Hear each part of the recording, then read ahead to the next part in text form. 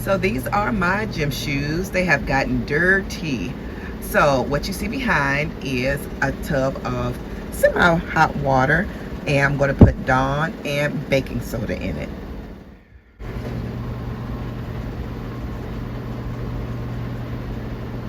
So about 2 tablespoons, and then pure baking soda, and put 1/4 of a cup.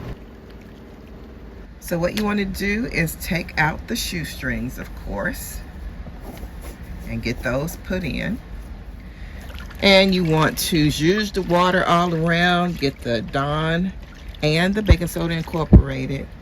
You want to go ahead and turn your gym shoes upside down in the basin and let them soak for about 10 minutes, and we'll be back. And we're back. So we have a toothbrush here, and we're going to scrub. And some of the dirt has already been lifted just by sitting in the baking soda and the Dawn mixture. But if you all don't know, oh my goodness, Dawn is a stain fighter like none other. So I have another video about a Dawn stain fighting trick. So I will link that at the end of this video and down in the drop down description box. Amazing. That video has gotten so many views. Let's see how good it's looking so far. So I'm going to scrub the shoe very good.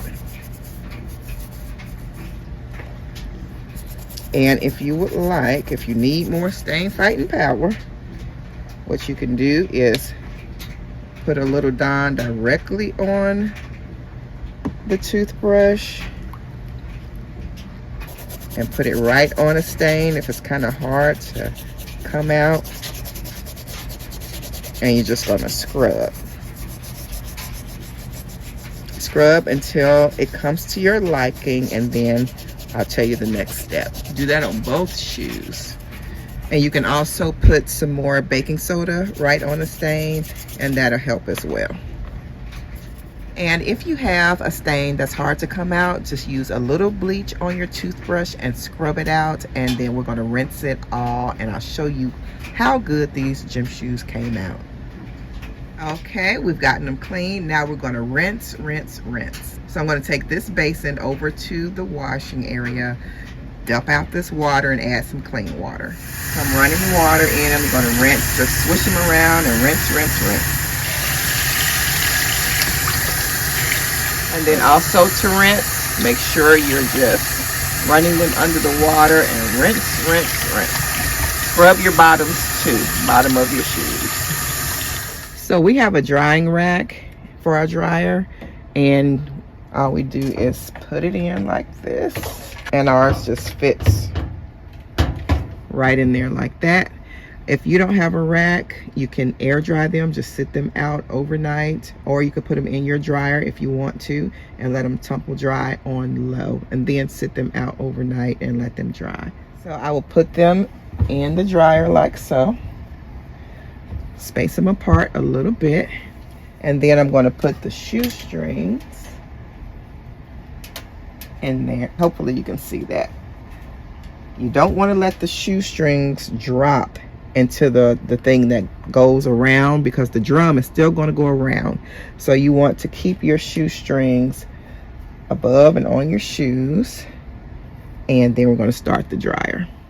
Okay, I have the shoestrings positioned so that they won't go down into the dryer. They won't get caught on the thing going around. And if you can see this, the inside of my shoe is like a creamy beige color. So this is not dingy or anything. That's the way they are. It has like a natural type fiber in the sole and the tongue. So we're going to close it up, and you just turn it on as normal. I am going to put it on a speed dry. I'm going to put it on 30 minutes, and I'm going to put it on medium. Okay, and I'm going to hit start. And I'll show you how things are going afterward. So they're on 30 minutes, and if they're not dry, then I'll just let them sit out. Now, if you have to go somewhere and you have to wear them now, then you can just let them go. Take them out, see what they're looking like, and also pay attention to the material of your shoes. If you have something that's somewhat fancy or super expensive or something like that, put your shoes on low. Put them on low. But mine's is like a natural cotton type texture that does not look like it's going to dry up, so I put it on medium heat. So here they are. This is how they turned out. And after drying them and then letting them sit out overnight, I am so pleased.